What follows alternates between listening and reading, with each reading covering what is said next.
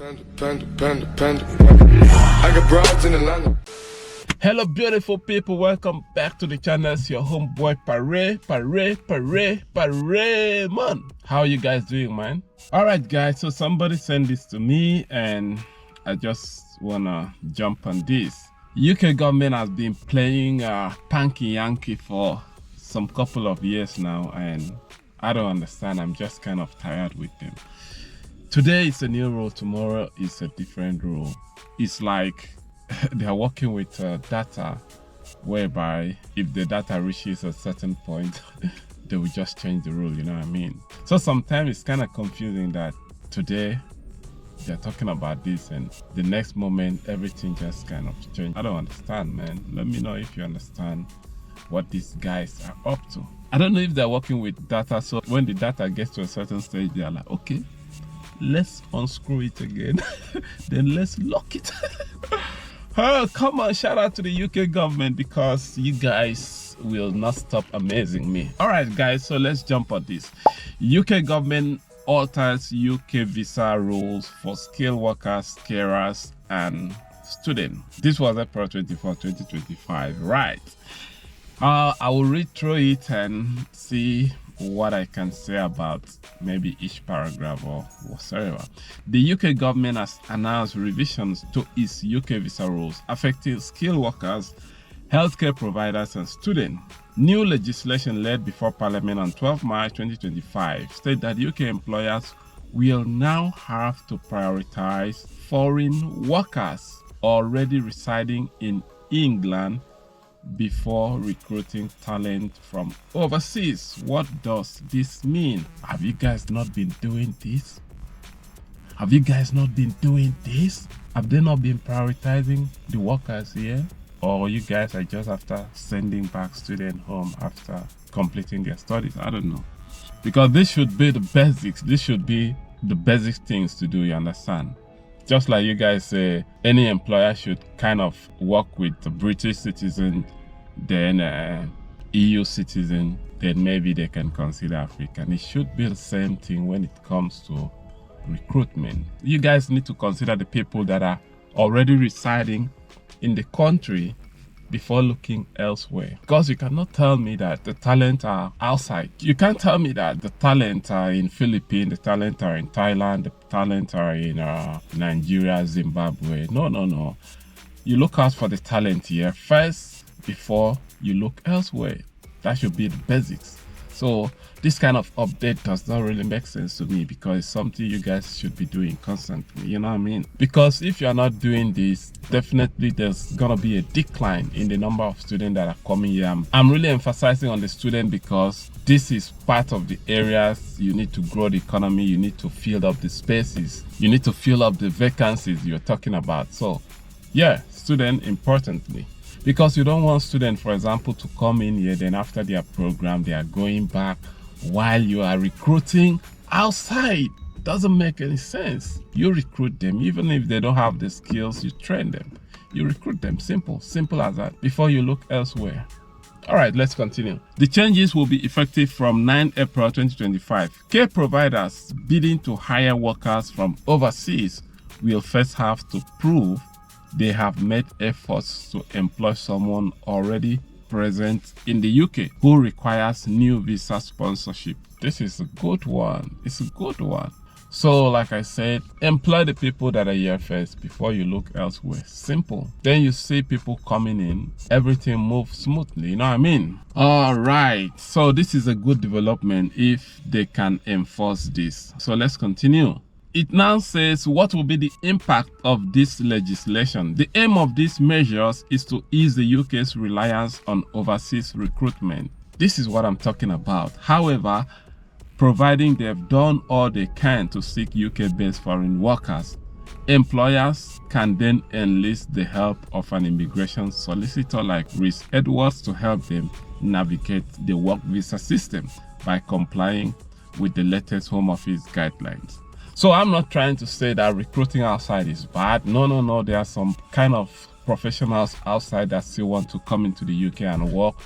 It's okay to bring them, you understand? It's okay to employ them.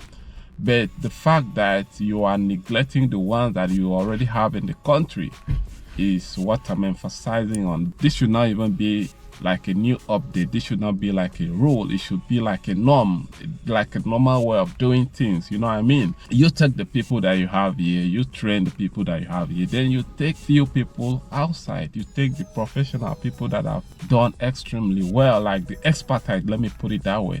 Then you take the expertise outside to come into the UK and work. You don't want to take people outside and train them or bring them to come and train them here. No, that doesn't make sense. So you want to work with the people that are already in the country, then that's gonna be a win-win for everybody. All right, so let's continue. It says there are to be alterations to the skilled worker visa too, which will also be effective from next month. The minimum salary required for an applicant to receive a skilled worker visa will rise from 23,200 per annum to 25,000 per annum. This is designed to reflect the increase in the UK's minimum wage. All right, so this makes sense.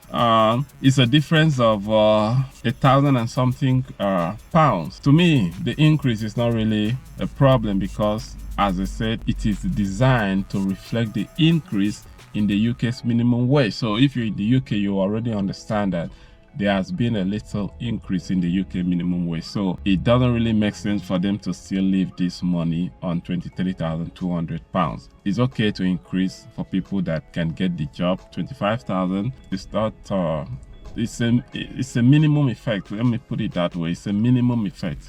The effect does not really mean, because if a company that was recruiting for 23,200 understand that, okay, there has been an increase, so that company should be able to recruit as well for 25,000. So yeah, that's okay. That's okay. Let's continue. Stephen Kinnock, the Minister of State for Care, acknowledged the vital role overseas care workers play in the UK health sector. However, Kinnock said the government's primary aim was to clamp down hard on employers that have exploited overseas workers for too long in the healthcare industry. Okay, so this is also a very good point from the Minister of State for Care, Stephen Kinnock. I hope this is not what I'm processing in my mind right now. I hope this is not tied to the BBC interview that was released some few weeks ago. Because sometimes, like I said, this country is as if something has to happen before there's a change, you understand? I don't understand, so let's face the truth. Employers have been exploiting overseas care workers for a long time, and this has to stop. This has to stop because it's getting so bad. It's getting so bad, making so many lives miserable. It's like a scam on the system, exploiting the system. Yeah, a lot of them have been making so much money, and I think it has to stop. Yeah, I think it's a good one by the Minister of State for Care. Yeah, because the exploitation is too much and they need to cut it off. So this is a good one. I recommend this. Yeah, the aim being to encourage foreign care workers already in the UK to return to work, thereby reducing the country's reliance on migrating more workers from overseas. Good one, so let's applaud Kinnock for that. It says it's not just healthcare workers that have been affected by these latest changes. Students will also need to consider their options. Alterations to short-term visa route will increase powers for case workers to deny visa application which do not appear legitimate. All right, so that's a good point there. I'm coming to that. So let's go to the next paragraph. Currently, overseas students studying English in the UK for between 6 and 11 months are permitted to apply for a permit. However, the Home Office has long been concerned that this route is open to abuse by those who don't plan to study or live in the UK at the end of their program. So that's the UK trying to tighten the short-term student route because they've discovered that this area has also been open to abuse. There's also been a lot of exploitation through this area, and they're gonna put their screw and make it tight. They are not stopping you from studying English in the UK. They are not stopping you from applying for the permit. But what they're trying to say is they are gonna put this area into consideration. They're gonna look at it very well because this area is where these guys use for exploitation. This area is where they use for abuse. This area is an area they really use to commit their atrocities. So we are gonna look at it, and case workers are liable to deny visas in this area if they spot any misconduct. All right, so let's continue. Are international students becoming less attracted to studying in the UK? I will say a big yes, there are. Because of the rules that you guys have introduced, a lot of people don't want to come into the UK for study anymore. The rules are too tight. Definitely there's going to be a reduction. A country like Nigeria, the currency rate is nothing to write home about. Definitely there's going to be a reduction. Recently, the school fees has been increased. Definitely there's going to be a reduction. So let's read. There has been a significant decline in the number of UK-sponsored student visas in the last year. The number fell 31% year on year from over 600,000 in 2023. Can you imagine? So we had up to 600,000 in 2023 that came into the UK.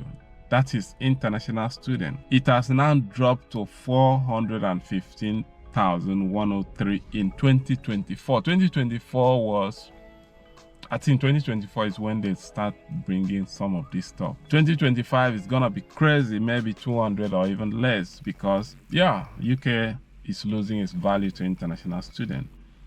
I believe it's gonna be less. According to an organization called Universities UK, a representative body for 141 colleges and universities in Britain, efforts to slash net migration have led to growing confusion over the postgraduate work opportunities for foreign students in the UK. You guys' effort to slash net migration has brought the decline. It's not something anybody should be surprised. The law, the rules, the legislation has affected a whole lot of people. So UK is not really an attractive spot again for international students. Yeah, it is what it is, except you guys want to go back to the drawing board and unscrew some rules, some laws, you know what I mean?